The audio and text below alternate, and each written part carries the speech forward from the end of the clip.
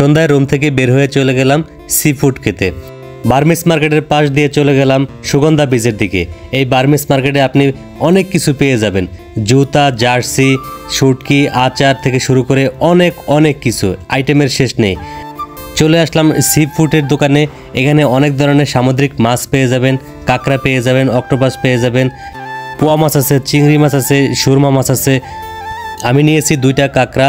কাঁকড়াগুলো 150 টাকা করে সেল করে, কিন্তু আমরা 130 টাকা করে নিয়েছি। অবশ্যই দামাদামি করে নেবেন, অনেক বেশি দাম চায় যেহেতু পর্যটক এরিয়া, এই জন্য। দেখলেন তো কাঁকড়াগুলো একদম পরিষ্কার করে নিয়েছে, কেটে কুটে খুব সুন্দরভাবে ধুয়ে বেসন দিয়ে ভেজে তারপর আমাদের দিবে। ভিডিওতে দেখতে পাচ্ছেন ওরা খুব সুন্দর করে ধোয়ে, যেটা আমার কাছে মোটামুটি ভালোই লেগেছে, যার জন্য খেতে পেরেছি। কাঁকড়াগুলো মাশাআল্লাহ খুব টেস্ট হয়েছিল। সামুদ্রিক ফিশ আমার কাছে খুব ভালোই লাগে। আমি যতবারই কক্সবাজার আসি প্রতিবারই সামুদ্রিক ফিশ খেয়ে থাকি। আমাদের কাঁকড়াগুলো অলরেডি কাটা শেষ। সামুদ্রিক মাছ এখানে প্রচুর বিক্রি হয়, আমি দেখলাম প্রায় প্রত্যেকেই খায় সামুদ্রিক মাছগুলো। তবে বেসিক্যালি আমার কাছে অক্টোপাসটা একটু ভালো লাগে নাই, এটা আমার ব্যক্তিগত অপিনিয়ন। অনেকের কাছে অক্টোপাসটাই সবচেয়ে বেশি ভালো লেগেছিল। দেখতে পাচ্ছেন আমাদের কাঁকড়াটা অলরেডি তেলের ভিতরে ভাজতেছে।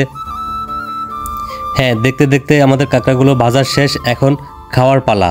চিংড়ি মাছটাও হেভি টেস্ট লেগেছিল আমার কাছে। যেগুলো আগে ভাজা থাকবে ওগুলো অবশ্যই খাবেন না, আপনার সামনে লাইভ ভেজে দিবে, তারপরেই আপনি খাবেন। এমনও হতে পারে ভাজাগুলো একদিন আগের, সেক্ষেত্রে ওইটা আপনি একদমই টেস্ট পাবেন না। আমাদের কাঁকড়া 2টা অলমোস্ট রেডি হয়ে গিয়েছে।